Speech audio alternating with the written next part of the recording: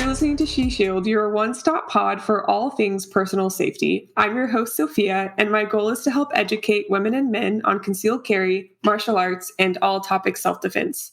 Today we have Sarah Albrecht on the show from, I didn't ask you your last name, is it Albrecht? Albrecht. Good job. It is? Yes. Okay. You got it. Oh my gosh. Okay. Sarah Albrecht on the show from Hold My Guns, a nonprofit organization that partners with federal firearms licensed locations to provide off-site storage for those struggling with their mental health. Sarah, I would love for you to go ahead and introduce yourself and your part in this incredible organization. Thank you, Sophia. By the way, you're in good company because Neil Widener, also from Active Self-Protection, had to do several takes of Albrecht and not Albright. So I applaud you, and we're going to have to let him know that Sophia got it right. So I love that. Yes, I love our community and the laughter that we can share together. So thank you for that introduction. Yes, Sarah Joy Albrecht, and I am the founder and executive director of Hold My Guns. And I love, our mission motivates me every single day to just want to wake up and serve our community and help to create a place that that people enjoy and enjoy the beauty of liberty and enjoy options that promote self-governance and self-determination. And that's really kind of the heart of what we do. We provide a storage option for individuals during times of personal need. So like during deployment or selling a home or housing a foster child, whatever those needs might be, where there needs to, we need to have firearms secured, or a time of mental health crises in the home. And it may be that it's not the gun owner themselves who are experiencing a time of crises. It might be a teenager in the home or a spouse who's postpartum. There are many different reasons why people have ups and downs in life. And so our goal is to support our firearms community by providing voluntary firearm storage, knowing that not everyone has friends or family members who can help with that. And it is so important for many different reasons that we know, like firearms are lethal. So we have to make sure that we're being responsible. So I love being able to empower people towards responsibility and helping them to manage their private matters. That's wonderful. I had not heard of you all until about a month ago, and I just immediately wanted to tell everyone I could about you all. So I'm so excited to be able to share your resource. Honestly, I would love to know how this idea kind of came about, like what kind of prompted you, if you feel comfortable sharing. Thank you. The way that I came up with this idea was that we lost an 18-year-old friend to suicide by firearm. And she was a friend of my kids, and they came to me and they said, "Mom, we care about firearms. My kids have grown up in shooting sports. And firearms are very much part of our family culture." And so they said, we care about preserving rights, totally fine with firearms, but our friend is dead. So how can we help people who are going through a difficult time at home to have support so that they can have a break from firearms if they need it? And when your kids come to you and ask you a question like that, you do your best to solve it. And so I was thinking, like, what is the actual need here? We want to empower people to be able to manage what's going on without having outside intervention as much as possible. Like, we want to empower them. So I was thinking, who could we trust? What professional entities out there could be trusted? And we have a good relationship with our local gun shop. And I'm like, I bet it would be, if we can trust a gun shop to purchase from them, then we can trust a gun shop to store a firearm for us. And they're the people, they're a part of our community. And I love that aspect too. If ever I'm in a difficult time, like maybe I have a flat tire and things are kind of hitting the fan or whatever, the friends who I'm going to call to talk to are people who are in the firearms community. And so I just, I love that our firearms community is a protective factor. And so I really thought hard about it. And I was like, yep, I think working with gun shops is the best way to answer this, because having that professional service available and to protect the investment that are firearms, it's not just like letting any random person hang on to it. So anyway, I met with Joshua Prince. He's a firearms attorney, civil rights attorney out here in Pennsylvania, and I pitched it to him, and he was very intimidating, and I love that because he actually cares about preserving rights, and he just was scowling at me, and he was like, "Are you a gun grabber?" And I was like, "No, I'm totally not, but here's if you want to learn more about me." But I said, I really want to empower people so that we can preserve rights. That's the heart of it. And so he helped me to come up with that process that it would be legally compliant for FFLs to be able to provide that service. And now we've grown to have 5 locations, and it's going to be growing. We have, we just hired a new FFL coordinator part-time so that she can help to sift through all the different applications that are coming in. We do a lot to vet the storage partners and make sure that their process is compliant, and it has to be. That being said, what I'm kind of talking about there is that a transfer is required for firearm storage if you're storing a completed firearm. However, you can also store a non-serialized critical part like a barrel or a firing pin, and people don't have to go through that transfer process. So it just depends on the reason, which we do not ask, why that individual would want to store firearms and to meet their personal needs. So if it's a move or deployment, then they need to be able to store a completed firearm, for example. So, right. Yeah. So that's a little bit about how we got started and why that matters to me. And I love our community, and I love being able to think about how can we help people in a compassionate and non-legislative way that actually shows our compassionate support. Absolutely. That's just incredible. And not a lot of people can say their children have come to them with such an issue, and then you created an entire organization and family community to help that issue. Not a lot of people can say that, and I'm just incredibly honored to be speaking with you and to learn your story. Thank you for being vulnerable and sharing that story. I can't imagine it's easy to talk about. And yeah, something wonderful has absolutely come from your family. So that's, wow. I'm just honestly in awe. So thank you. I love that you feel that and recognize that. And something about thinking through loss, and it's not the first time we've lost someone, but something that really helped me was the thought that grief is love with nowhere to go. And so when we're grieving and we're feeling that pain, one of the best ways to help with that grief and to sit with it and be at peace with it is to think about the heart of it. And that is, I really love this person and I really miss them. So how can I use that? Like, how can I channel that love that I would be, I can't call them up and say, let's go have coffee anymore. That hurts. So, but there, that feeling of love and compassion and wanting to be with that person, how can I then take that same energy and maybe call someone up and say, hey, let's go have coffee, or let's start an organization that would solve this problem. And so I just encourage people that when they're sitting with grief to recognize what it is and to find a way to channel that love into doing something that would honor that person because of love, motivated from love for that person. Wow. So I started tearing up a little bit there. Did not expect that early on. That was beautiful. Grief is having love, but not having a place to put it. Is that what no place to go? Yep. Grief is love with no place to go. Wow. That is beautiful. Thank you for sharing that. Okay. I don't even know how to follow that up. Okay. So I would love to know where, like your personal background with firearms, if you don't mind. And I, as someone who might be seen as a gun grabber, I would love for you to kind of speak to your personal background. That'd be great. Sure, absolutely. So I'm not a gun grabber, Sophia. Okay, nice try. Right.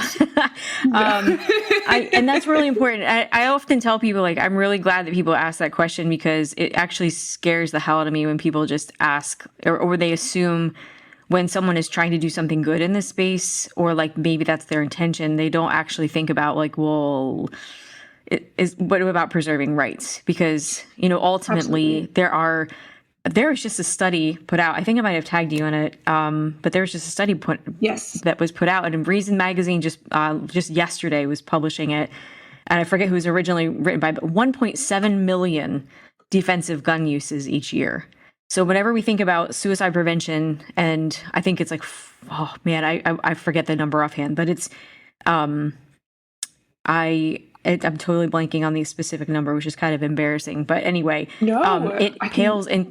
pales in comparison.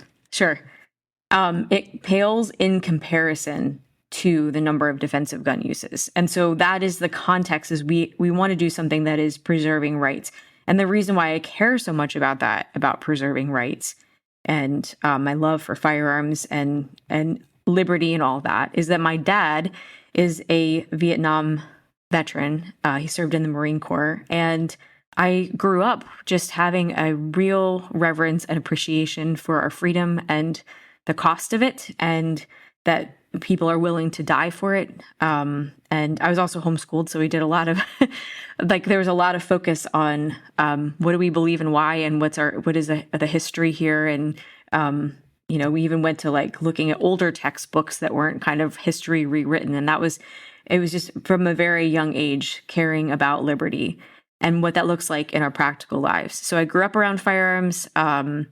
And then when I had kids, I actually grew up a lot around rifles.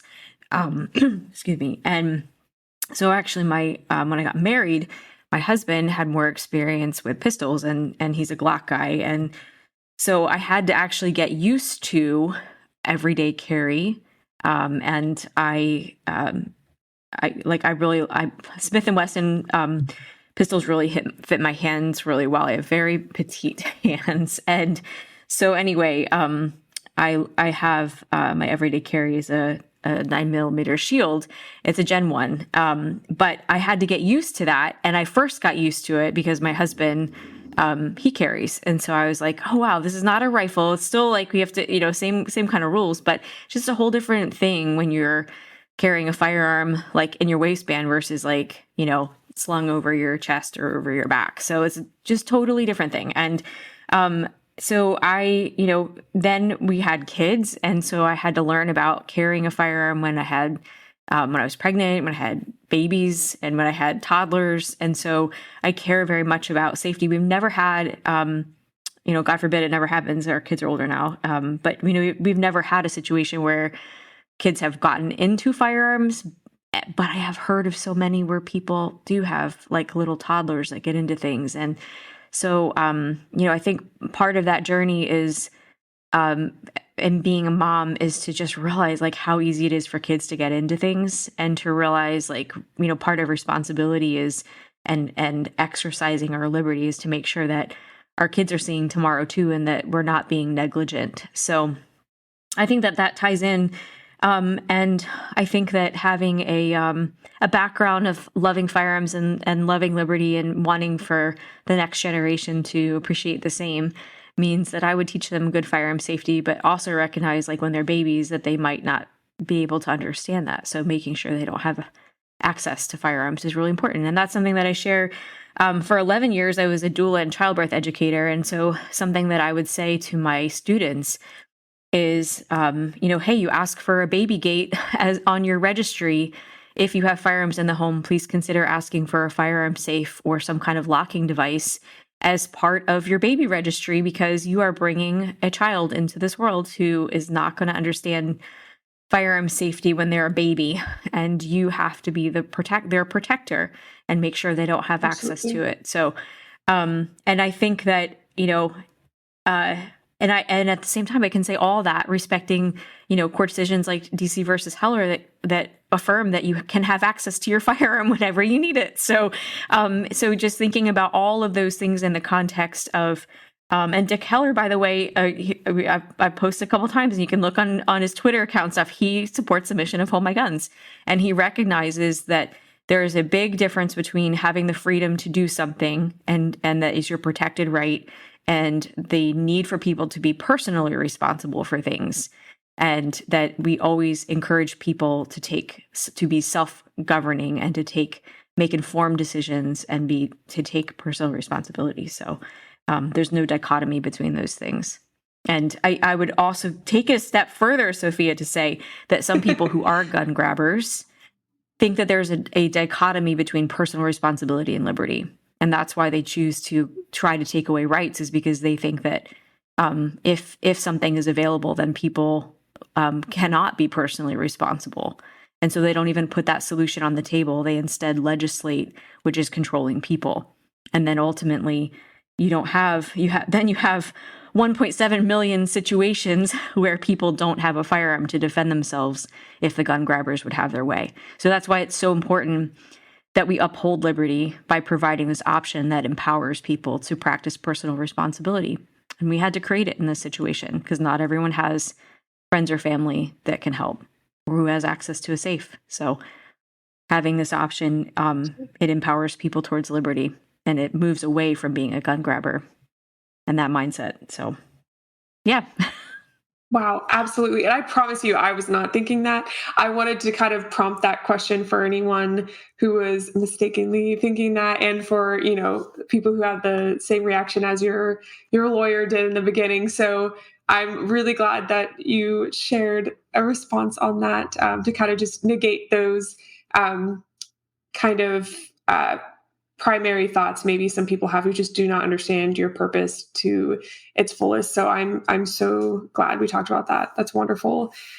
There's something you said, and I meant to type it out. I typed a bunch of notes, but oh yes. So I know I've been a resource for a few individuals in my life that have needed to give me their guns during a difficult mental crisis.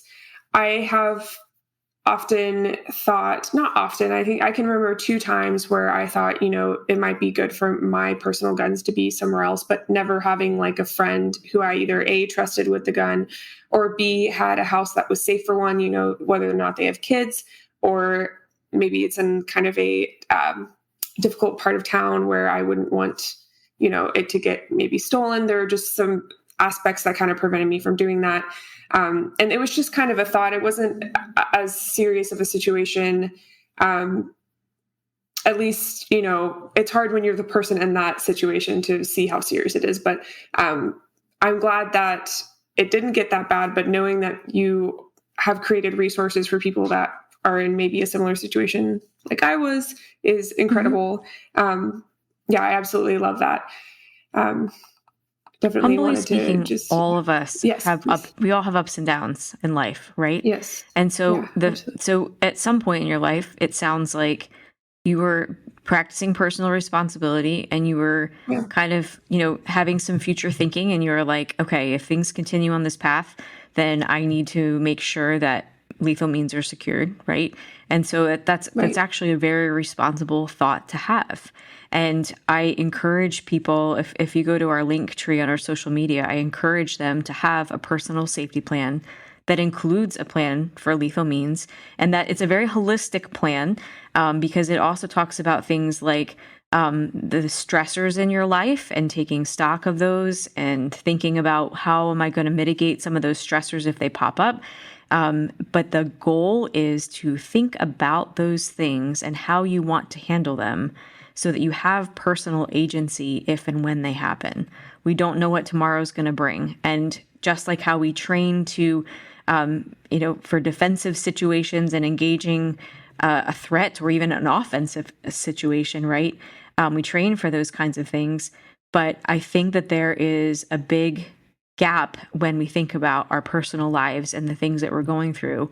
And I hope that when people think about Hold My Guns, I want for them to recognize that there's a bigger picture here and that we want to empower people to make informed decisions that promote personal agency, even in a time of crises. And we want for people to think ahead.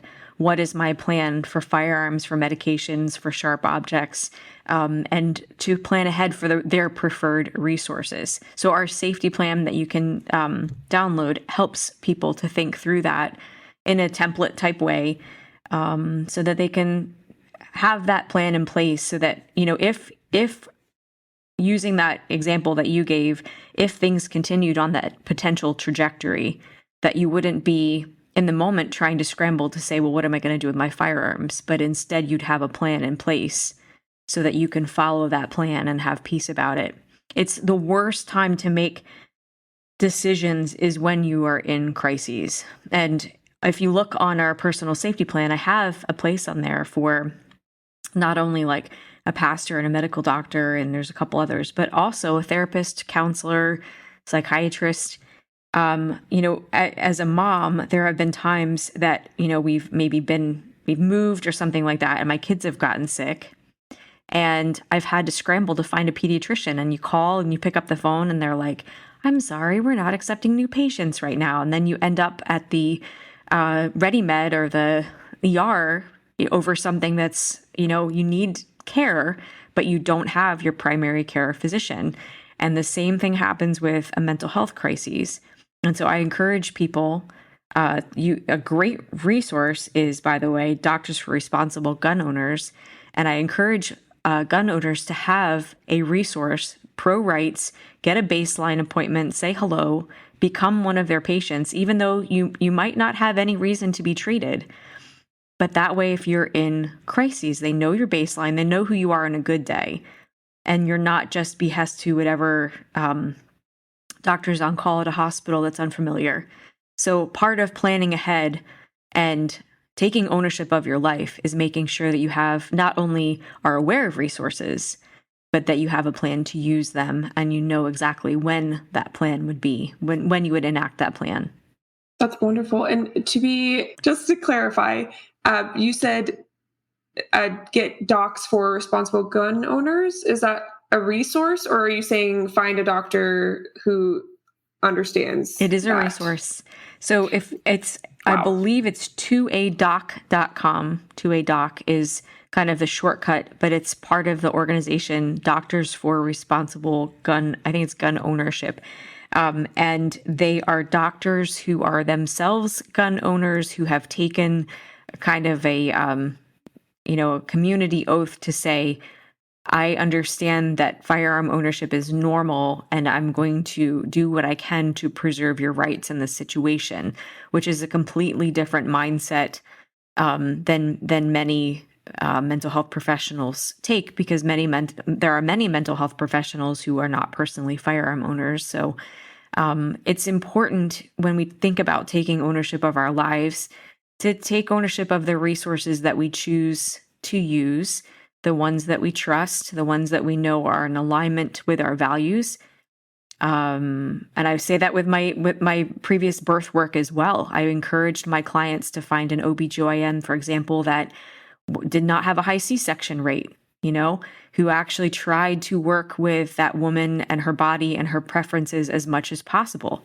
And the same thing applies with mental health professionals. We want to not just throw our hands up in the air and say, well, I need to see a mental health professional, and just call the first person and pour our heart out when we don't understand, what this person's values are and how they're going to treat it. Now, that being said, if you are in crisis, call 988, call the Lifeline, and seek help.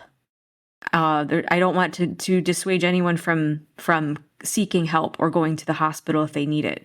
What I'm trying to do is to empower people to think about it ahead of time so that they don't find themselves in a crisis, and that they have a better first line of action to call a doctor that actually knows them and knows who they are in a good day and knows their preferences, so that the treatment that they're offering is not triage, but instead is one that is more in a empowering kind of way, in alignment with values that actually leads to more self-determination and efficacy of treatment versus just triage, which doesn't always turn out. So the more we can empower people to think ahead, the less that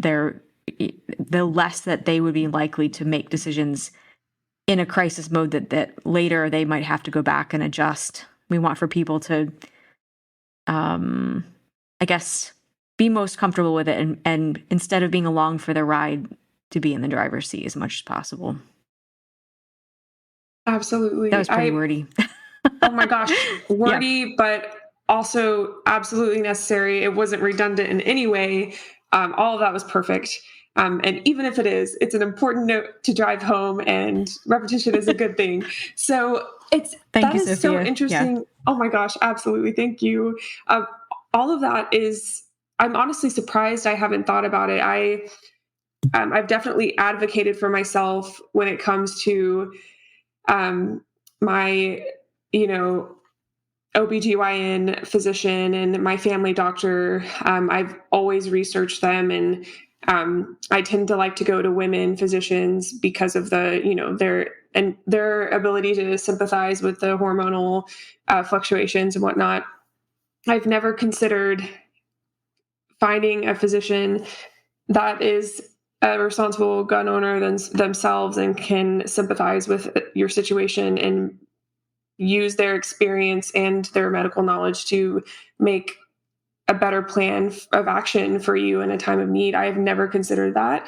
My mind is absolutely blown. I did not prepare for this. This is amazing. I will absolutely link everything. Yes. Yes. So Go ahead. it's okay. I'm sorry, I interrupted you too. It's like got excited there for a second. So if a medical or mental health professional is a gun owner themselves, their baseline is going to be everyday carry. Their baseline is going to be, I shoot at the range with my friends, and that, range therapy, like we kind of joke, but really, like, imagine the wonderful peace that you get when you're out on the range and it's just you and your target, and it feels really good, and you can kind of let go of the stress of the day and take it out on the target and, compete with yourself in a good way. And that's such a positive way to, again, firearms community is a protective factor, right? We go out and we shoot with our friends, or we're there by ourselves. So these are good things. A mental health or medical professional who's also a gun owner themselves is going to understand that firearms are part of a baseline, and that deviation from baseline is what they need to be concerned about. So if they have a client that says something like, I don't care. I'm just like, I was out the other day and I got really mad and I was waving my gun around, right? Like a responsible gun owner is going to say, hey, you're normally really responsible with this. Can you tell me why is there this change in this behavior? Or tell me, and if they choose to go there, it's like, you don't have, please be responsible for what you say. You don't have to share those things, even if that professional is a gun owner themselves. But to contrast, right? Someone who doesn't understand those things and who doesn't understand rights, they might just ask, do you have a gun in the home? And then they freak out. And they're not even asking, is this an old hunting rifle over the mantle that nobody shoots anymore? They're just asking if there's a gun in the home. So the benefit of going to someone who has an understanding of a normal baseline of firearms are part of my life, and they're not freaked out about that, are actually going to be more effective in talking to you, because they're not going to be distracted by, oh my gosh, there's a hunting rifle over the rifle that belonged to my great grandpa. And instead, they're actually going to be able to get to the heart of, why are you behaving in a different way? Why are there changes to your baseline? So you'll have a lot less wrestling. You can apply this to anything in life. You'll have a lot less wrestling with trying to explain yourself to people, or helping, if there's shared values and understanding of what a baseline might be in that context. And that's, again, why it's so important ahead of time to have a plan that you, as much as possible, as much as it depends on you. Emergencies are totally different things. Sometimes we have to rely on resources that are not familiar, but even then, being familiar with your own baseline will help you advocate for yourself, versus having a mental health or medical professional having to ask you 20 questions in order to get at the heart of it. If just, again, kind of going back to my doula work, don't just call and say, I think I'm in labor. Call, and then you've got this doctor in the middle of the night who's on call, whose pager just blew up, and they're like, okay, I'm on call, I'm calling you back. I think I'm in labor, I don't know. No, they answer the phone and you say, hi, this is my name, this is my due date. I'm having contractions, they're this far apart, my water broke, I'm seeing, discoloration, there might be some meconium, like, I'm feeling sick, like I have a fever of this temperature, 102. Now they actually have specific things to work with, and they're not playing 20 questions, right? So like, you can advocate for yourself, even, and try to encourage and train people to do that. But you can advocate for yourself even if you're in an emergency situation, but it's so much better if you have a relationship with that professional. So, yeah. Wow. No, I'm so glad you got excited and went on that.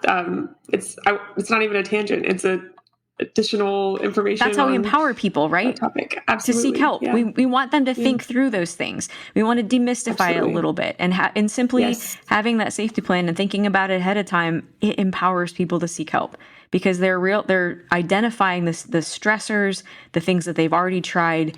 And then they realize like, okay, these are the normal things I do. They're not working. I really do need to get some outside wisdom here, but in that healthy context of taking ownership for my life and making sure that part of that includes as much as possible, as much as it depends on me, trusted resources and thinking through that ahead of time. I love that. And as someone who has come from a psychology background and pretty much everything pre-med background, I know we talked in our classes a lot about psychoeducation being one of the primary steps in healing mental illness. And I see on your website that you all offer suicide prevention training for gun owners and firearm professionals. Would you like to talk about that and kind of how that process goes? Sure. So Hold My Gun sponsors QPR gatekeeper training. QPR stands for Question, Persuade, and Refer, and it's a nationally recognized suicide prevention approach that involves noticing warning signs and learning how to respectfully talk to someone who may be in crises, to let them know that you're there for them and that you're being supportive of them. It helps you to practice active listening, which is not something I'm doing very well today here. I just keep getting excited and blurting things out. True. But not true. But in a situation where someone is, really under stress, and active listening is really important. So it teaches you how to do that, and then also persuading someone that it is okay to seek help, but also respecting their boundaries too, and then helping to refer them to resources. And that's something that we started sponsoring, and Hold My Gun sponsored me to become a QPR instructor because we recognized that there needs to be more suicide prevention instruction in the firearms community. The way that we came to that conclusion was we were at a board meeting, and one of my board members relayed a story of a woman who had signed up for firearms instruction. And she was asking questions about like, well, can you just load the firearm? And then, I would just have some time on the range to target practice.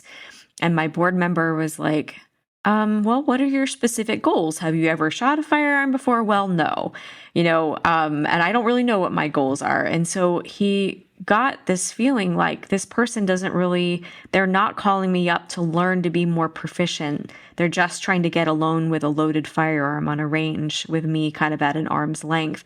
And he asked, "Are you okay?" And she said, "No."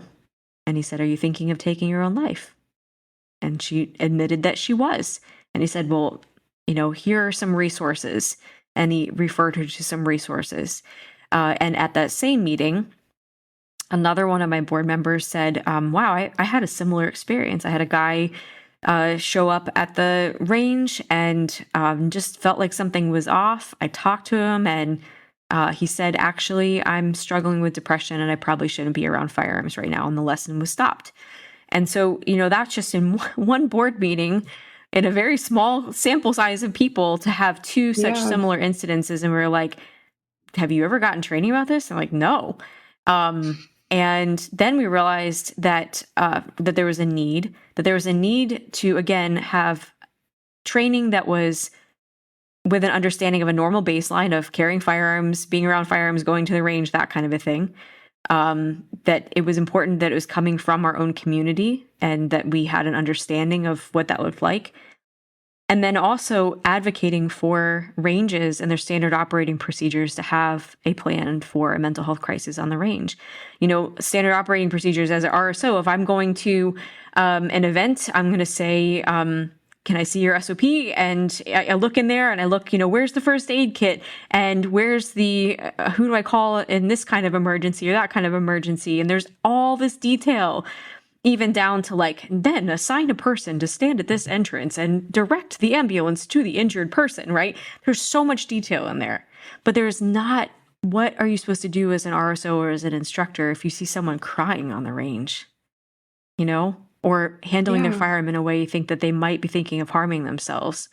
So we are encouraging our community to have a plan in that standard operating procedures to, of course, include 988, but also include training for range safety officers and instructors to know how to talk to someone who might be in crises, and then also know local resources, like for example, including a veterans crisis team is a great resource to have, to look for your local veterans crisis team. And that way, if, for example, there was a veteran on your range who's having a hard time, that they would be with people who would understand their baseline and that they would be able to talk in a way that was culturally informed. Having the number for a local pastor, for example, I personally have been through a miscarriage loss. So, if you had someone that was talking about I'm really grieving, I've experienced a loss and I don't feel like living anymore, you might have a local pastor to their range that is trained in counseling that can say hey, I'm trained in grief counseling.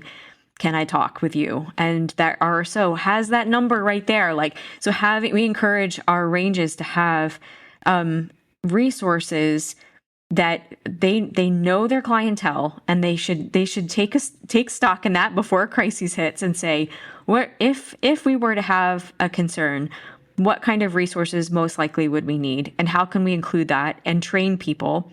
And then also we want to encourage people to have training, in both of the situations that were brought to our attention at the board meeting, they were one-on-one instruction. But what do you do if you have a bay with, you have bays of 10 people? You would hopefully have another buddy with you that you can say, I'm going to go help this person watch these other individuals over here and make sure everyone stays safe, because safety doesn't go out the window just because someone's crying on the range, right? So you have to make a determination. Am I calling a ceasefire for everybody? Where are we at in this process? Is this person actively trying to hurt themselves and being reckless, or reckless towards others around them, and not maybe they're disassociating and they're not being safe with their firearm in general, right? So that plan should also include all right, we're either going to call a ceasefire and I'm going to address this person, or I'm going to bring a buddy in so that when I'm talking to this person and trying to learn more about the situation, that we're not making everybody else unsafe too. So I love the opportunity to think about those things. And when we can talk about it, again, going back to with that baseline of knowing it's normal to have firearms, it's normal to be around firearms, we reduce the stigma about the conversation.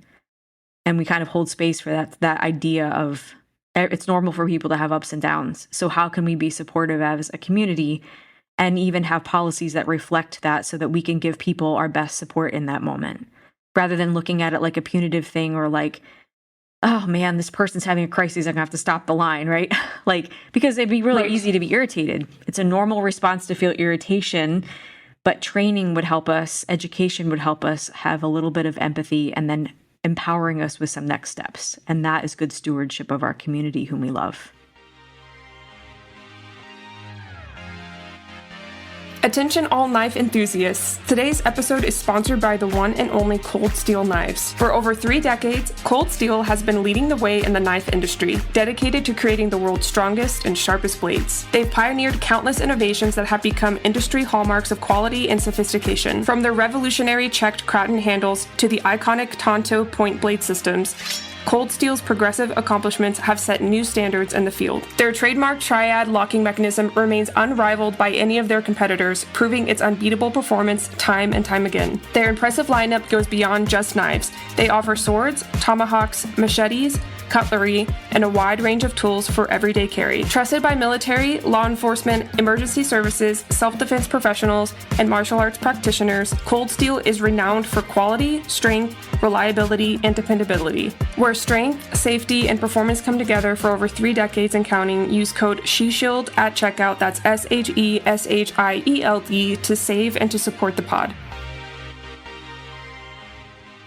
Absolutely. No, thank you for sharing that. And do you all have kind of a template for ranges that are looking to expand their resources? Or is that just something you talk about on your blog or on your Instagram?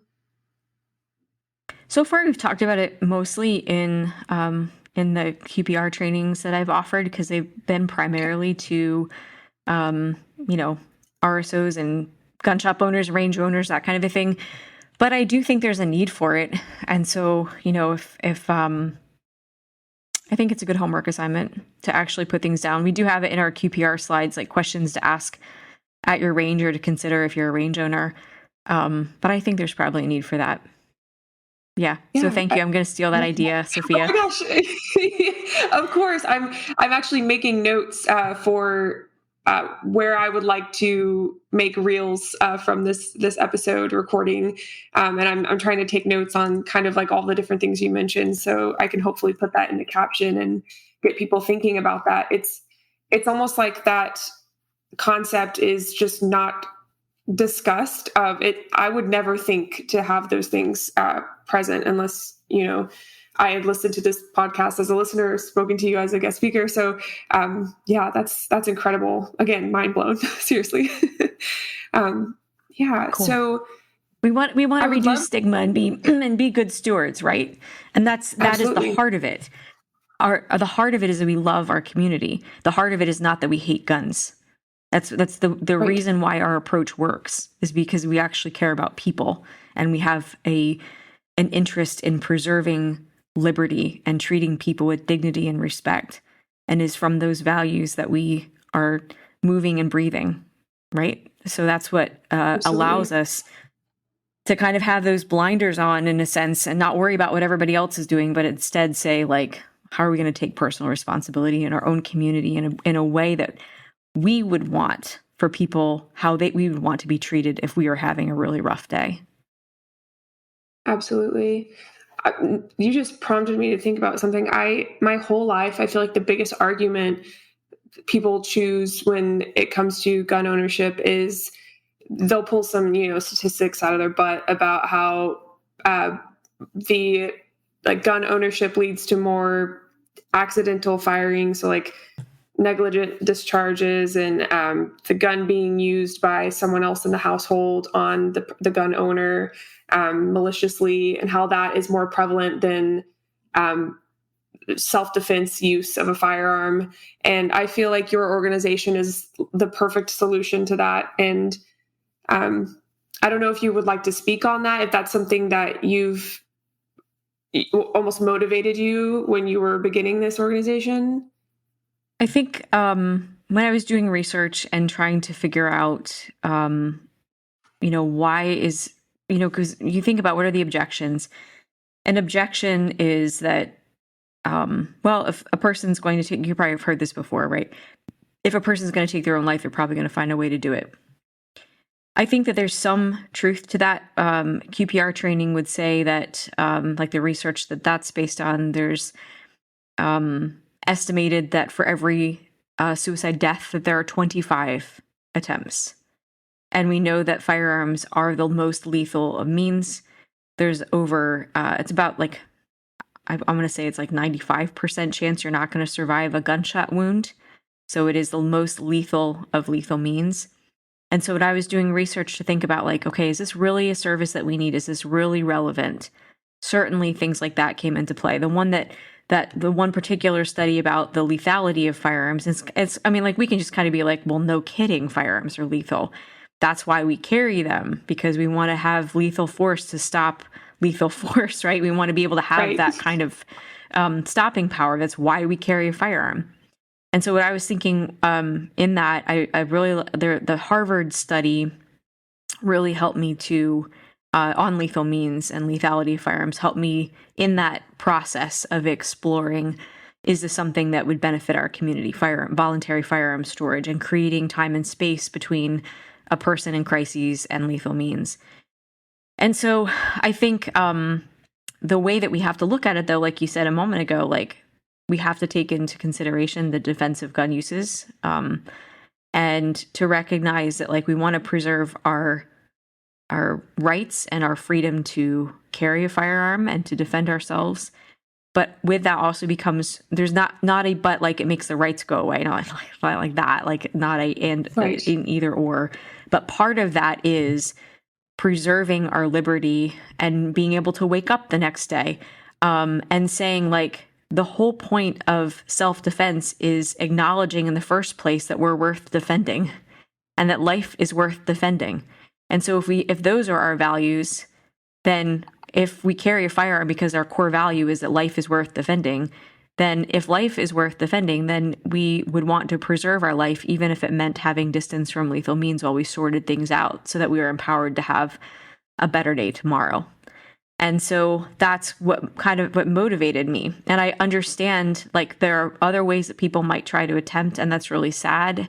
And, but I think that we as a community can take personal responsibility for the part that pertains to us, and that is firearms, and encouraging people, educating people to be responsible with their firearms and to have a lifestyle of total ownership of all the things going on, including mental health, and practicing situational awareness even in the ups and downs of everyday life, not just practicing situational awareness with outside threats in a parking lot, but practicing situational awareness to say, my daughter's going through a breakup right now. By the way, my daughters are not dating people, so it's just an example. I'm just saying, like, just pulling that out there.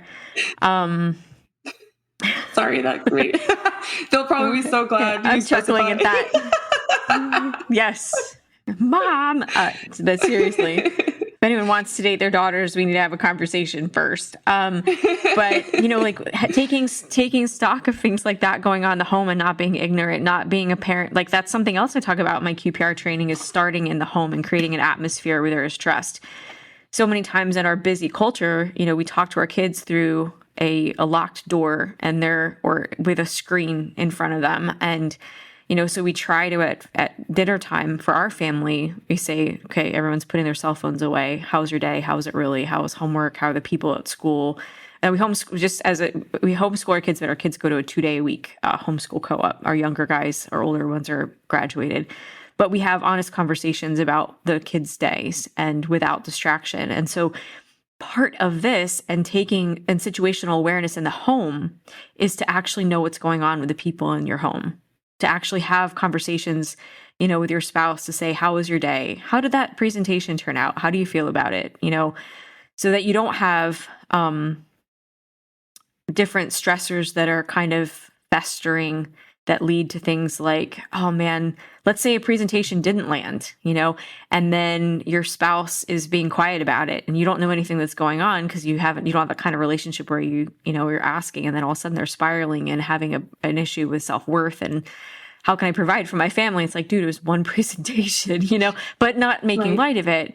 But how would we know unless we had conversations? So part of practicing situational awareness in our own home and taking responsibility for it is having conversations with people, not just having a conversation when someone has a bad day, but also to know their baseline by knowing what a good day looks like. And you can't do that unless you have a relationship with people. And it's the same thing at the range. The people who I shoot with, I know pretty well. I trust them. I trust them to handle firearms around me, and so like, I know if my friends are having a bad day. In fact, I will call them if I'm having a bad day, even if it's something like, man, the toilet's busted today, and this is what's happening. Right. Here's my frustration. Like that was a recent thing. We have recently bought a house, and so we actually had a problem with the toilet, and the water wouldn't shut off, and so I had to like go in the basement and shut it off at like a main valve just to do work on it. And so my friends heard about that, but that's normal conversation with people, and my friends also can tell, like, when I cross the line between I'm just kind of venting about something and like, whoa, what was that? Like, tell me a little bit more about that. We have to have those kinds of relationships with people, and we encourage that at their range too. So, suicide prevention, a lot of people just, again, gun grabber mentality is remove the firearm and everything's okay, which is something I absolutely, due process violations aside, I mean, that's a whole nother podcast, but how ignorant it is to think if I take away a firearm and walk away from that person, that suddenly they're going to be fine. It's like, It doesn't even make sense from a psychology perspective. That person needs other protective factors in their life. The reality is that suicide prevention is, it has to do with risk factors and protective factors. And risk factors can be anything from like going through grief or having a bad day at work and having job issues, job insecurity, food insecurity, breakup, physical issues, stressors that have to do with like being diagnosed with a terminal illness or something like that. And so the goal is to be aware of things like that. So how does that apply at the range? Because we don't know everybody who's there per se, but we can kind of get a read on the baseline for what do people on the range generally look like on a good day. Okay, they're focused on target practicing. If I say hello to them, they're going to say hi back. Like if you're a good RSO or instructor, you're going to actually talk to people and not just be like, here's the firearm, go off and have fun. Like you're actually, You're going to engage, you're going to get a sense of who is this person. You kind of size them up. You kind of think about what is their skill level? How can I help them? Are we being safe here? Do they have proficiency? Do they know how to load their ammo, for example? Like there are little things that you look for on the range to see if that person needs a little bit of extra care or if they seem to know what they're doing, right? You're getting a baseline read. And similarly, like let's say you're at your favorite club and at your shooting club, and you're at a meeting and all the members are there, and someone stands up, for example, and they're like, you're not going to see my husband here anymore. Maybe they shoot together all the time. You always see them as a couple. Yeah, we're getting a divorce. He ran off with his secretary or whatever. Like create your scenario there, right? Or like my wife just passed away and I'm really having a hard time. And so if you don't see me as much, so you're listening. Good suicide prevention training is listening for those risk factors and then helping to build up those protective factors. So we as a community and good stewards of our community might say like, hey, at the meeting tonight, you mentioned that your wife just passed away. Do you want to come have dinner at our house? It's really hard to be alone during those times. Well, no, I'm busy. Okay. And then you follow up with a card. You reach out and you make sure that you follow up with that person. Or if you see that person out on the range, there's statistically a good chance because 2/3 of suicides on the range there's some kind of breakup or relationship problem involved. So I just saw this person at our club meeting say that they're going through this messy divorce and now they're alone on the range and they look mad. It doesn't mean that they're going to hurt themselves. But we know that their risk is increased. So I might go over and say, hey, how are you doing? How are things going? I know separation can be really hard. Do you need anything? And now you've established, I care, I'm listening. Is there anything you want to talk about? And then it sets the tone for I'm here and I'm supporting you in this moment. And that way you have a better, in a quick amount of time, you have a better read of that person's baseline and their needs. And that's how you practice suicide prevention on the range. You're not just looking out for safe handling, but you're actually practicing situational awareness on a deeper level by learning about people and observing things and then applying them to that situation and seeing if you might need to have a deeper conversation with them.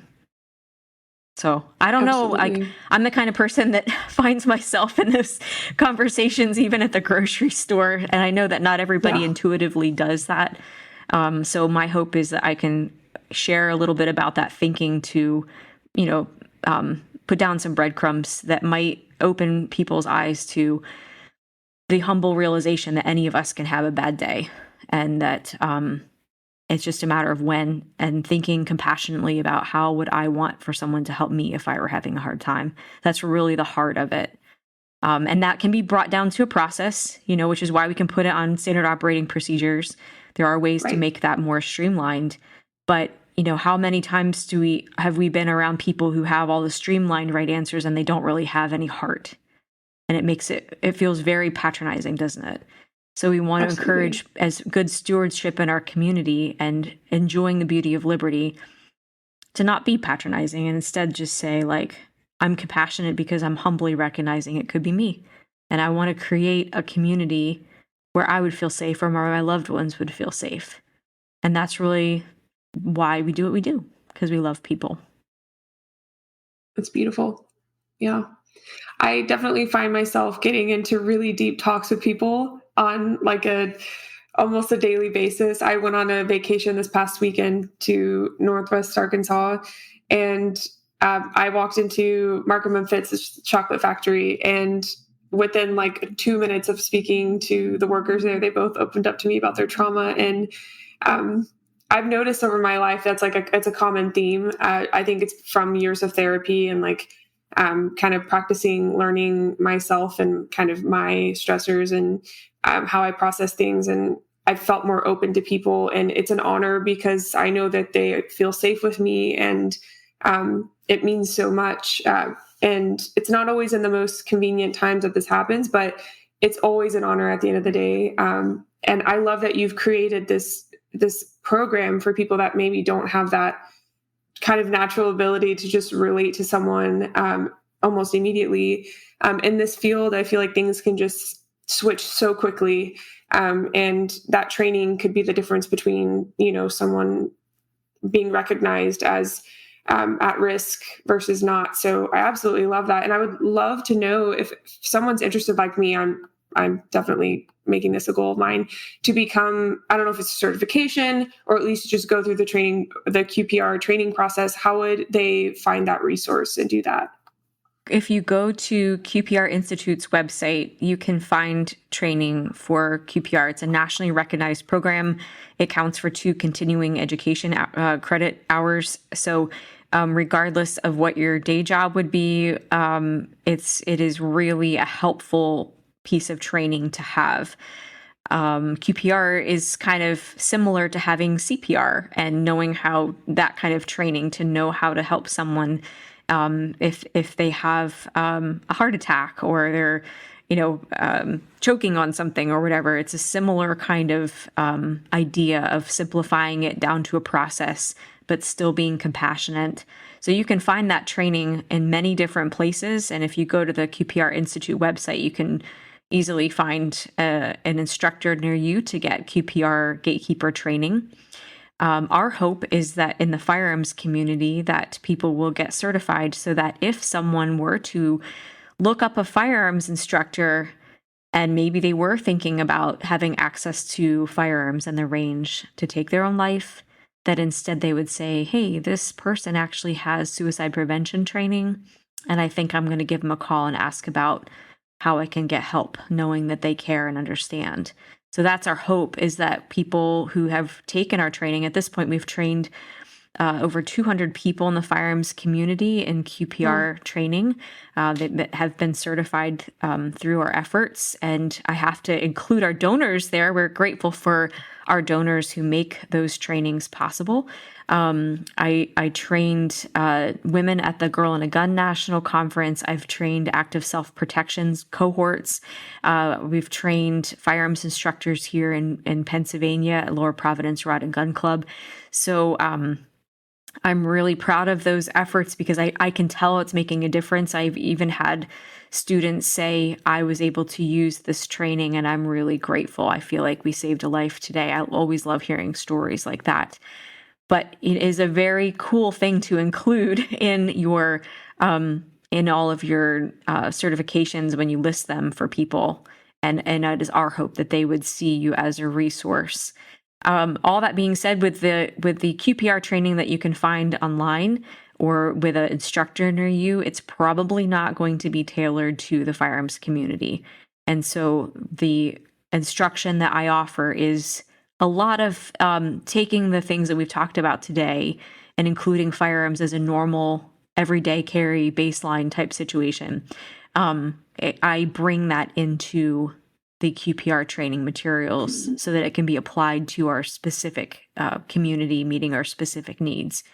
So I would say if I am not available to teach that class, it's because I have so many hours in a day, but I would not hesitate to take a QPR class from someone else, but then maybe think about how can I apply what I know about firearms to this training that I've had. So there's a way kind of around that. So I don't want people to not take it just because I might not be available.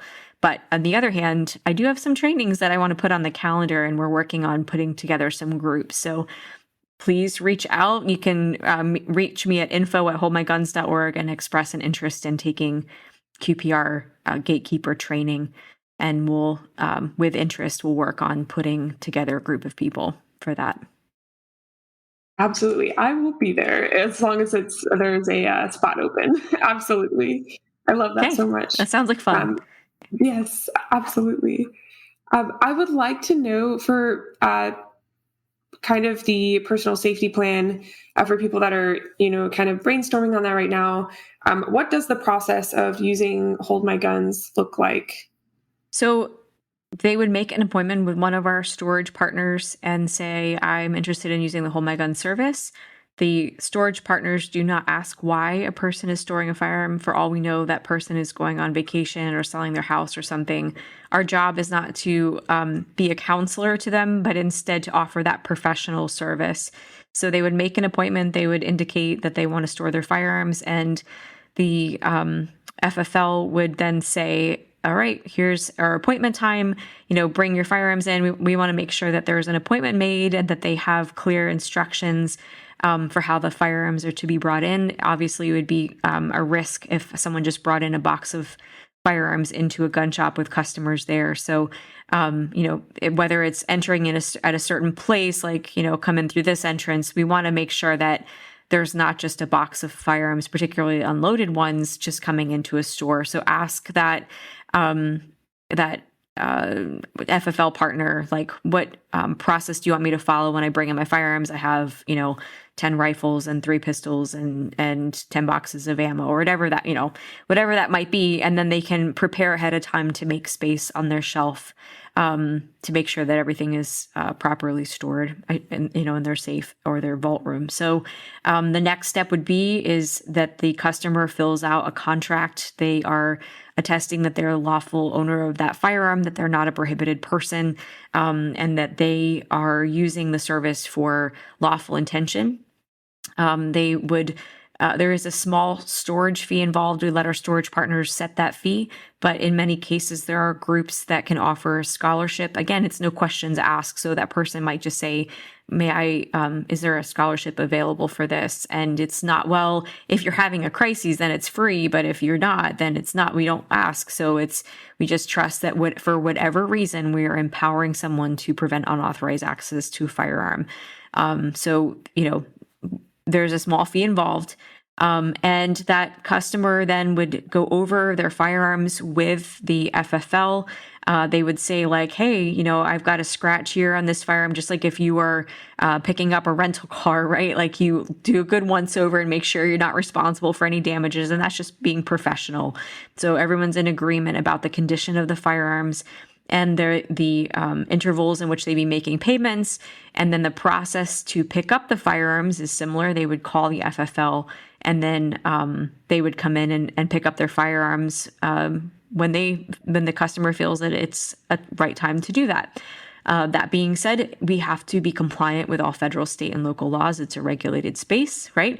So for example, our Washington storage partner cannot accept magazines over 10-round capacity. And so again, just want to point out, a gun grabber approach makes things hard and creates stigma for people who are trying to do the right thing. And the outcome of that is now we can't accept a magazine with over 10-round capacity. So there are, different ways to navigate that. But in that particular case, that's an example of how legislative effort has actually created a problem for people who are trying to store firearms for good reason. So the other thing is that can come into play there is if there's a waiting period. Again, if the state of Washington has a waiting period, so that intent is voiced by the customer. I plan to pick up my firearms. They have to observe any waiting periods or anything like that.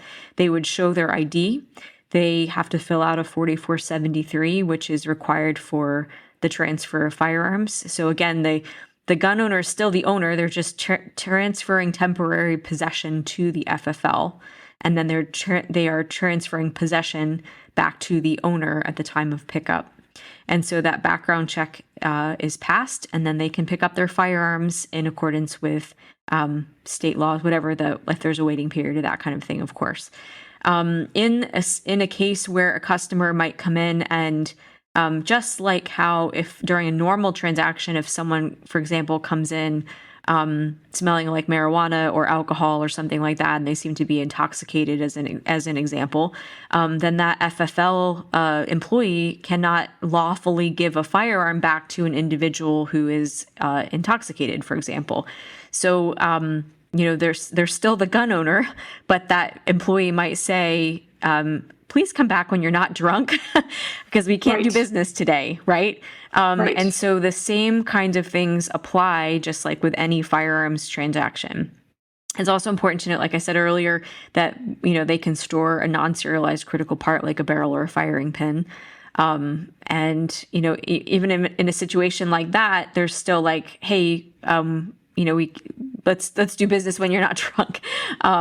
Right. But anyway, the goal is to provide the service in a professional way that empowers people and also make sure that prohibited people are not stashing firearms and picking them up. So, and again, we're in a regulated space. So if we want to have the participation of FFLs, we have to make sure that they're compliant with their laws. And it's important to note, too, that we really value privacy. So part of our contract is that if there ever were a court order that our storage partners are required by us to request that information is sealed, you have to have a warrant in order to see the acquisition and disposition logbook. So there's definitely protections in place to protect people's privacy as well. And I'm always happy to answer questions about that.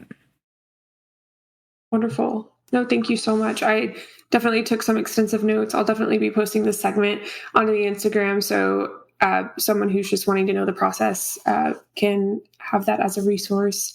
There's absolutely a lot that goes into it. I was worried I was asking you a question you'd already kind of answered, but no, I'm so glad you went through all those steps. So good to know again. Cool. For someone who's interested in donating to Hold My Guns, what would he or she need to do?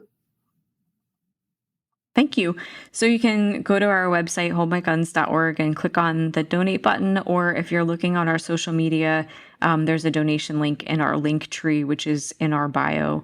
And we really, I've not done a lot. I have to say this is one of my shortcomings as executive directors. I need to do better with fundraising. But I want for people to see that, I hope that they see that this is a way to support the mission and to participate in it and to make sure that it grows and thrives so that, for example, we have our beautiful brochures, and I love them because they actually like represent our firearms community well. The pictures that are used, nobody's fingers on the trigger. They're pointed in a safe direction. You have buddy system in both places here. And they're, we put a lot of heart into it and people donated their time and expertise to help put these together. But a box of brochures, of 1,000 brochures printed, is about $350. We want all of our storage partners to have those on hand. We want for people to, to be able to bring them to trade shows and things like that, and to hand out to people who need them. So just even thinking about that, donations really come into play. And thinking about suicide prevention training, donations come into play. They make it possible.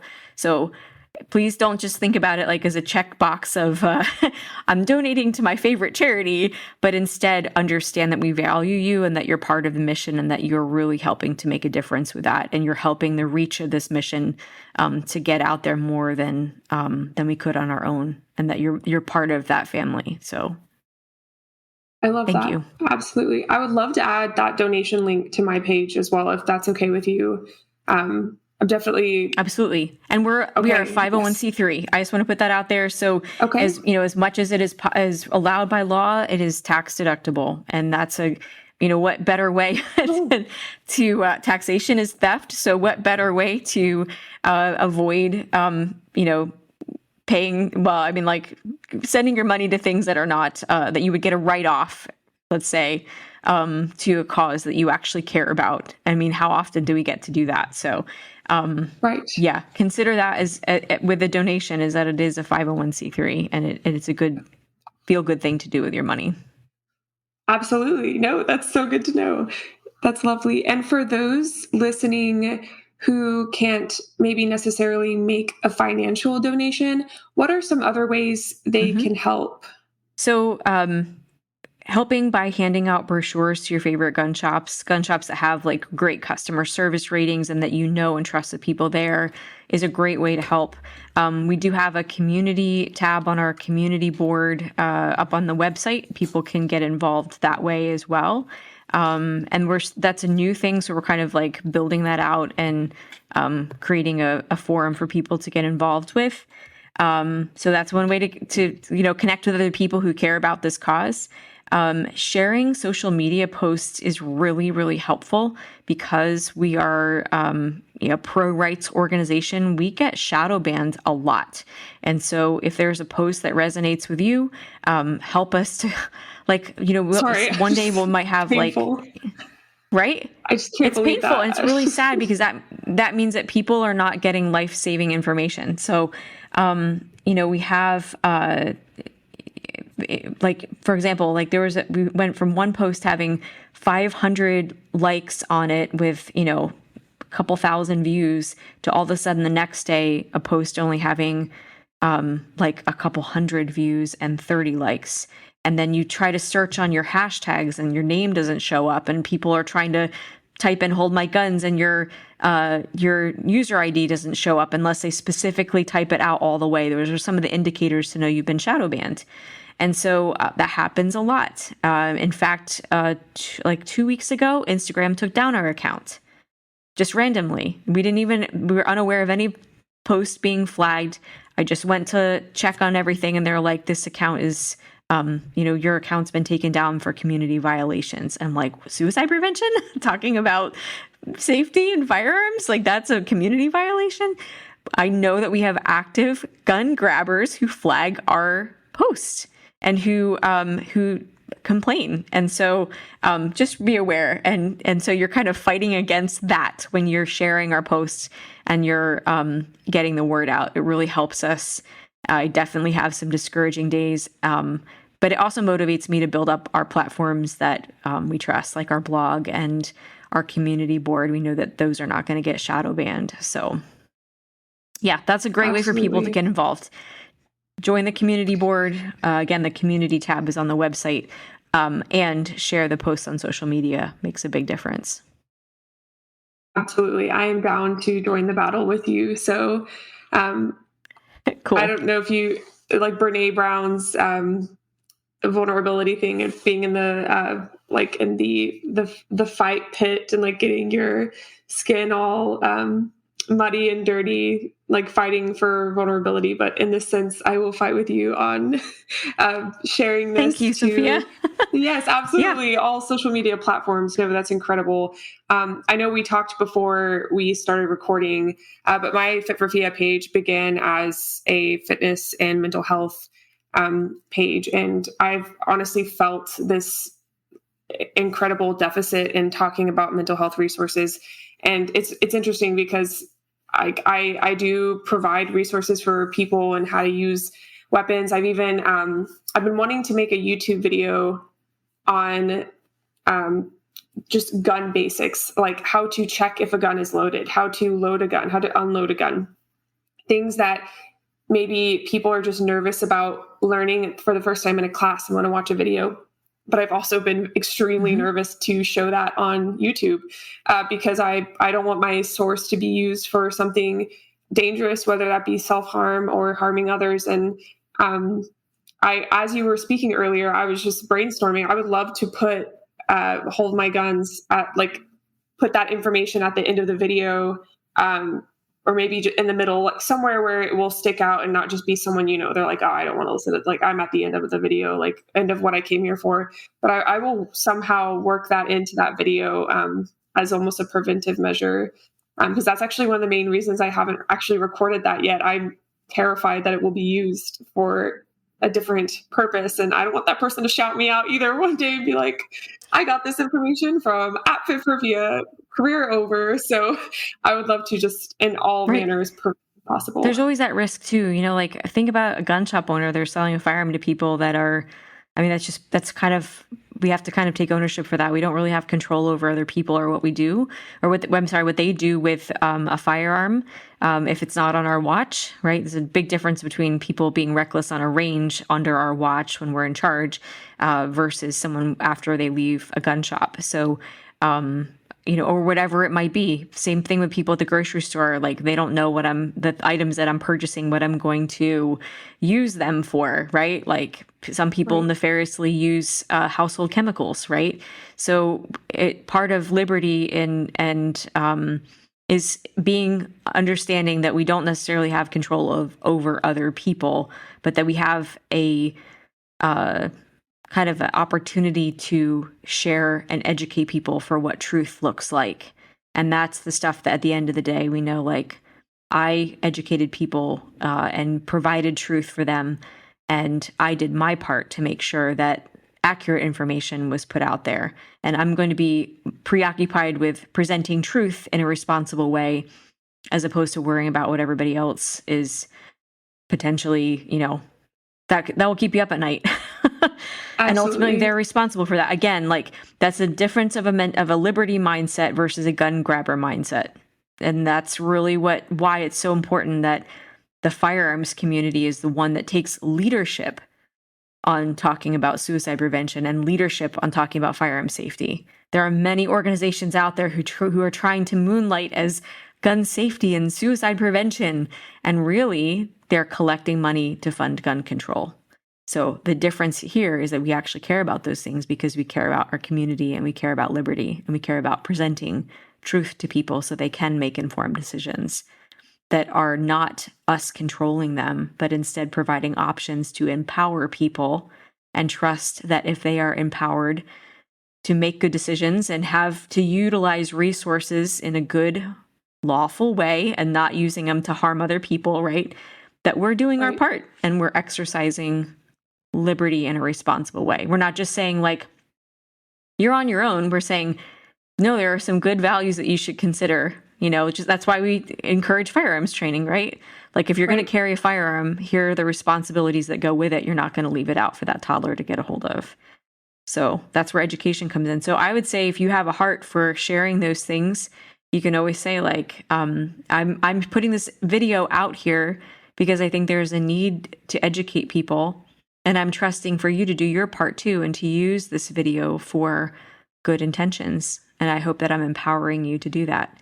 And there is a need. There are people, for example, who might come across a firearm and not be a gun owner themselves and not know how to unload it, or not know how to, they might mishandle it. And so opportunities to educate people, like, first of all, if you're not comfortable with doing this, don't do it, but make sure that you let someone know that there's a firearm here. So you're not pushing people past what their comfort zone is. But on the other hand, you might say, like, by the way, here are some tips and tricks to load and unload a firearm and use them for good things. Absolutely. Right? Thank you so much. Yes. Educating absolutely. Versus controlling and legislating. I love that. Thank you so much. I definitely needed to talk about that. So thank you for being vulnerable with me and getting into that, because I've wanted to put that video out for a while. Part of why I started posting gun content was because there weren't videos like that out there. there are so many videos, on YouTube and other platforms that are for more advanced and niche gun content, kind of like frequently asked questions. But as far as like safe gun handling, checking for a gun to see if it's loaded, even for just the mere purpose of you're going to a range for the first time with an instructor, and maybe they're explaining the process, but you're just so kind of anxious about the environment you're in. It's the first time. There are all these stimuli that are taking your attention away from hearing the instructor speak. He hands you a loaded firearm. You're maybe a little nervous and you didn't hear if it was loaded or not. Like maybe since you've watched the video, you have a little bit more experience with how to check for that in a couple different ways you can. So that's the purpose of why I would do that. Yes. And I will definitely vocalize that. And hopefully the viewer will state your purpose. Understand. Yes. Yes. Yep. Yes. Always consider whatever you're doing, you want to do it with purpose and intention. So think about what is your goal by sharing that video, and plainly state it. And I would also say, like, there are many, many videos out there about, safely handling firearms, but you have a unique audience, and there are things that might resonate with you and that people who can relate to you versus other instructors out there. And so I would just want to encourage you, not to talk yourself out of that. If you feel led to do it, then do it, because there's something that you've noticed that you have felt like from probably watching other videos. You're like, man, that just doesn't resonate with me. I wish that they would say it this way or that way, and it would make a lot more sense. And if you're feeling that, someone else probably is too. Absolutely. Thank you so much. Then I'll follow that and state my purpose, and definitely reference Hold My Guns. The next question I have for you, I only have 2 more. We are getting to about time, but if there's any episode that goes over time, I'd want it to be this one, just because there's just not enough awareness around this topic, and what you're doing is amazing. I would love to know where you are in most need of Hold My Guns storage partners and how that process kind of works. I would love to see a storage partner in all 50 states. That is a eventual goal, because when you have to, every single state, when I'm finding, and I learned this really hard and fast in working with Hold My Guns, is that state laws vary. And what we wouldn't want is for someone to be in a time of crises and then worrying about breaking a law by crossing state lines with a firearm or accessory that's legal in one state and not in another. And as an aside, I think that having all these different nuanced laws, while I completely respect states' sovereignty, I wish that they would kind of collaborate, because then we have situations like a hurricane coming and people fleeing from a hurricane, and then all of a sudden we're having to declare all these extra states of emergency that allows people to do all these things. Why not just lift it permanently and make it easier and reduce stigma and just be a little bit more open-minded to firearms are normal, and it really is, I'm just putting that out there. So because there are so many nuanced state and local laws, it makes our job difficult. And so what we're looking to do is to start out by expanding in the states where we already have a storage partner, because we have a state compliant contract for each of those storage partners.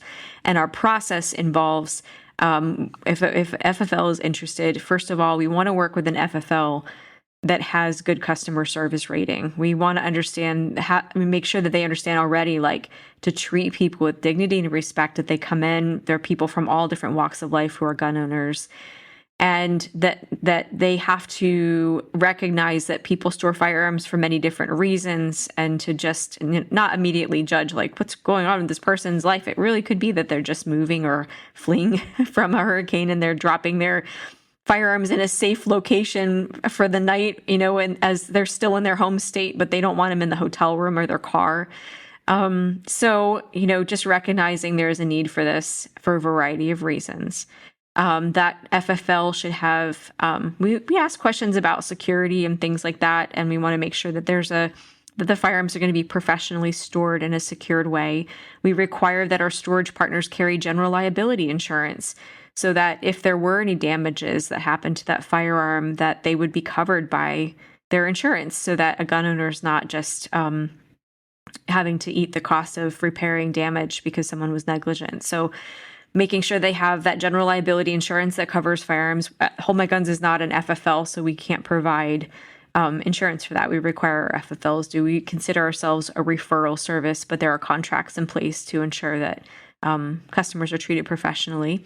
So part of that process would be they would reach out. We have a form online that they would fill out. It's in the link tree, and they would indicate that they're interested in becoming a storage partner. There's questions about their storage facility, about their FFL, about their insurance. We primarily work with retail locations versus a kitchen table style FFL. That's just that for different reasons, but we want for it to be a publicly accessible, easily accessible location. And we also have kind of a understanding that there will be referrals from the community to that FFL. So we talk about that too, like, we talk about what would be the process if someone in the community, like, a mental health professional or a law enforcement officer was referring to someone to Hold My Guns to your location. What kind of things, would you want them to know, type thing. So that's all part of the onboarding process. It's not just, it is storing firearms, but is with a certain mindset of offering a professional and caring service and making sure that you have good connections in the community and looking for ways that we can help to increase those so that there's awareness about that service.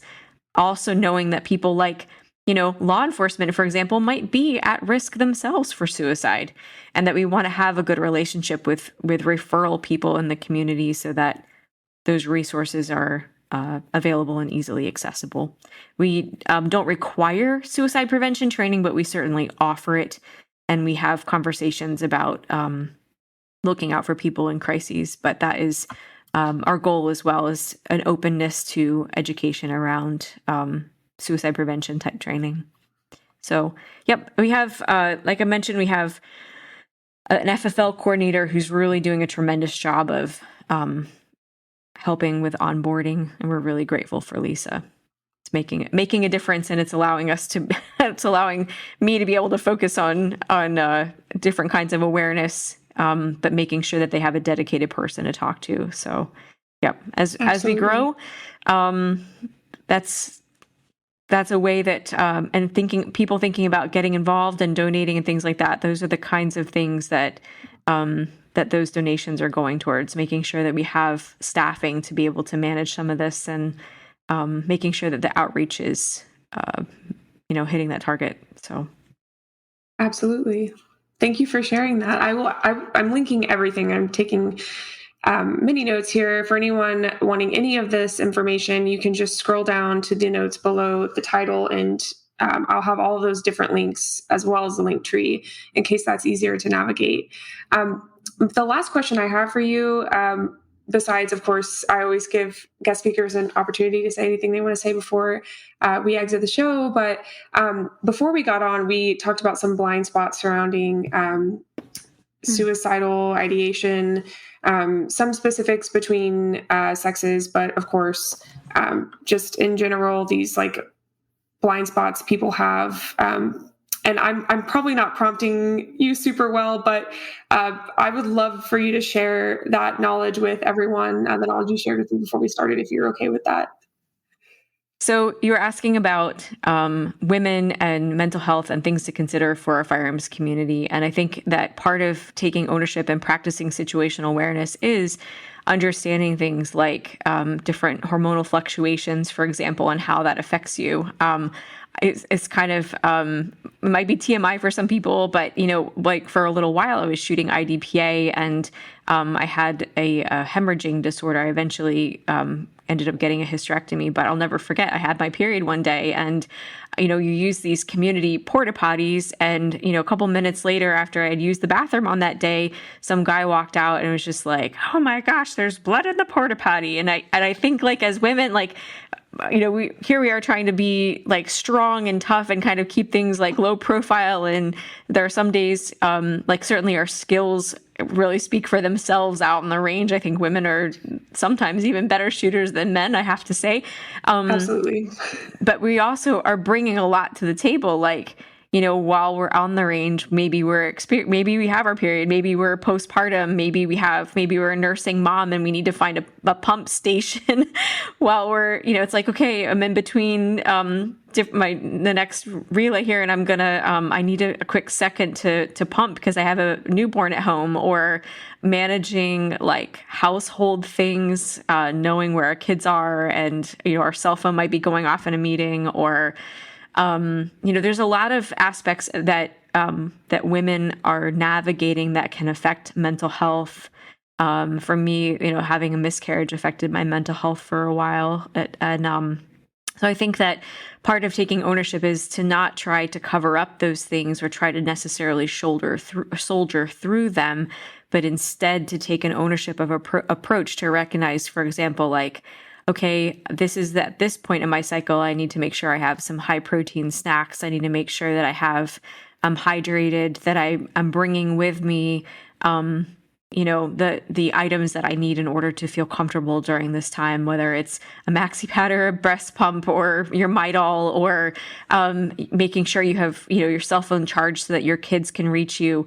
And so instead of just saying like, I'm fine, I'm tough, I'm out here, just to kind of sit with like, and honestly, men go through the same kind of things too, right? Like if they have a job or they're on call, they make sure they have their cell phone, they make sure that they have, whatever it is that they need to get through the day. But I think sometimes in this culture of almost like this competition between the sexes, that sometimes we kind of minimized the aspects of our genetic makeup that can be contributing factors, but recognizing those things and holding space for them, and then staying ahead of them and making sure our feminine needs are met so that it empowers us to navigate times that might be those ups and downs in life. And here's the thing. There are always going to be ups and downs in life. There are always going to be physical factors, whether you're a guy or a girl, that will come into play, that you have to make sure that those needs are met, that you're staying hydrated, you're sleeping, you're managing whatever it is that you need, right? Those stressors are not ever going to go away. They'll always be there. But the thing that makes a difference is if you can acknowledge that they're there and you plan for them so that when they do hit, that you are prepared and that you can put your best foot forward, and that you're not scrambling over something that you probably, if you thought about, you knew could probably potentially happen anyway. So you're being prepared, just like how, in my vehicle, I have a small air compressor, I have a tire changing kit, I have a tourniquet and a med kit, and I have did I say fire extinguisher already? I have one of those. No.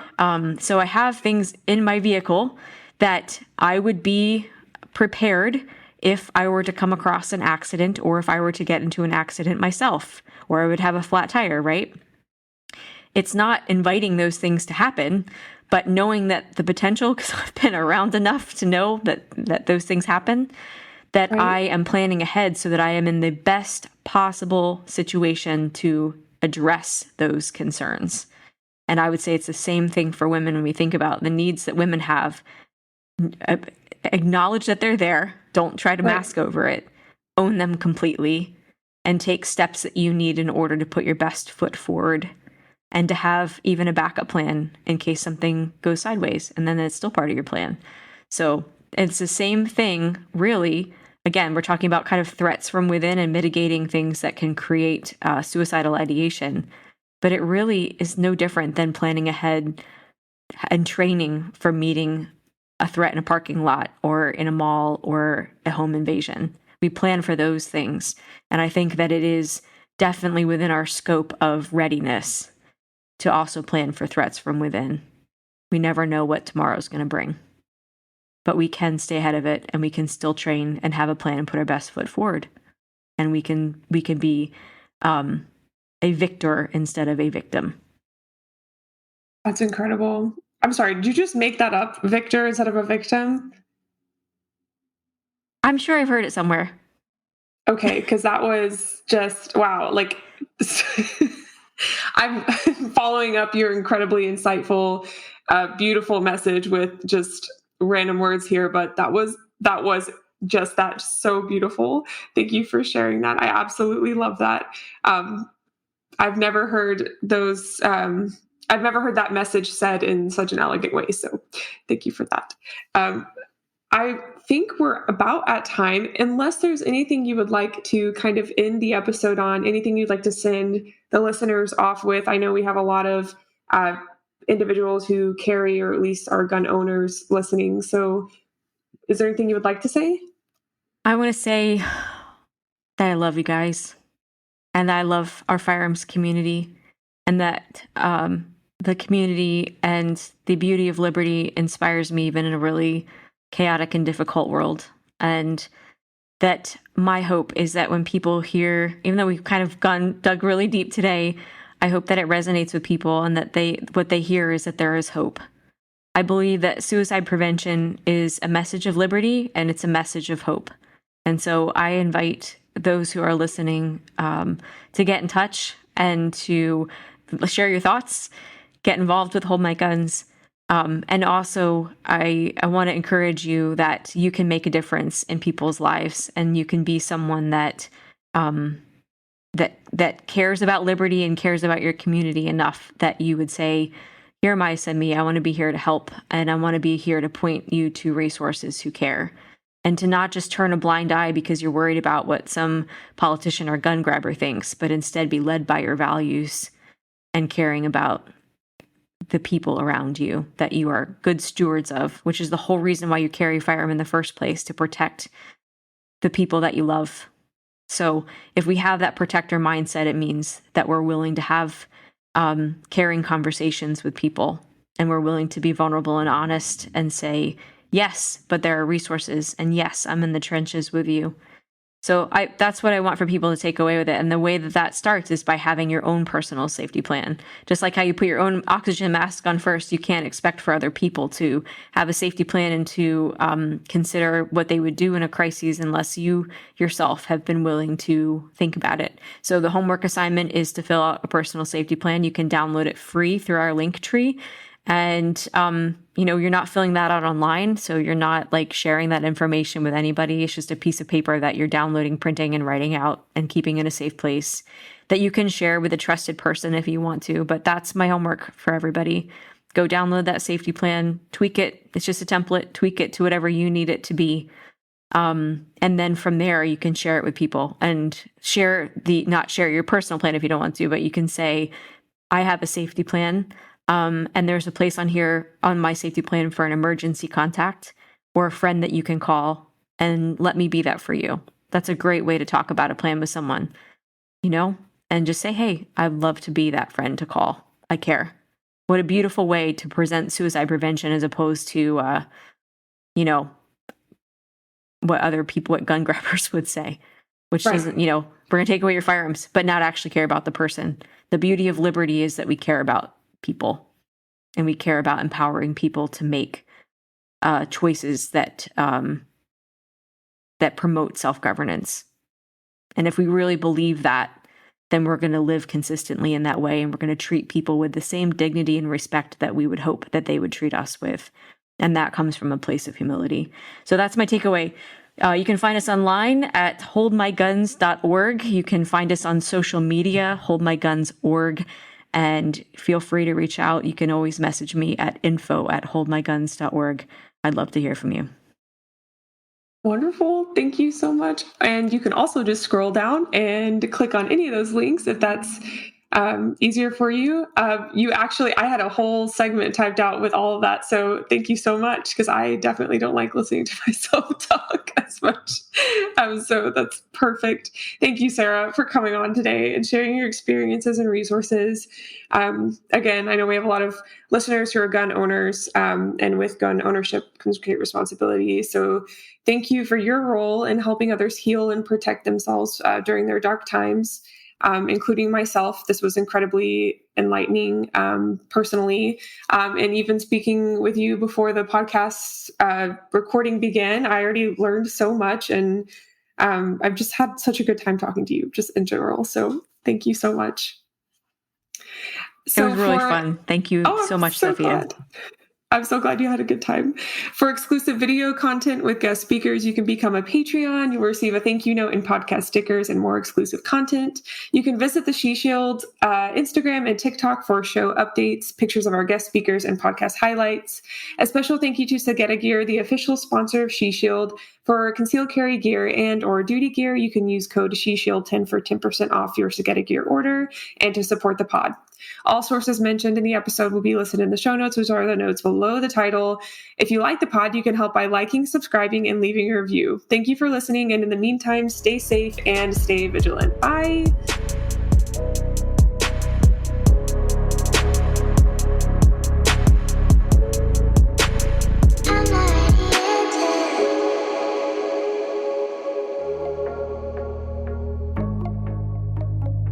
Are you in search of top-notch gear that exceeds your expectations? Look no further than GPS, brought to you by Go Outdoors Incorporated. GPS has been dedicated to crafting the finest products for hunting and shooting since 2002. As someone who frequents the gun range, my GPS bag is a staple to safely and effectively haul my gear. Their specialized bags are designed to keep all of my valuable equipment secure and organized. With GPS, you can experience the ultimate peace of mind. There are 3 exciting product lines: GPS Tactical, GPS Wild About Hunting, and GPS Wild About Shooting provide the perfect solution for your specific needs. So whether you're on a hunting expedition or hitting the range, GPS is your reliable companion. To choose a bag that fits your needs, use code SheShield at checkout to save and to support the pod. That's SHESHIELD at checkout.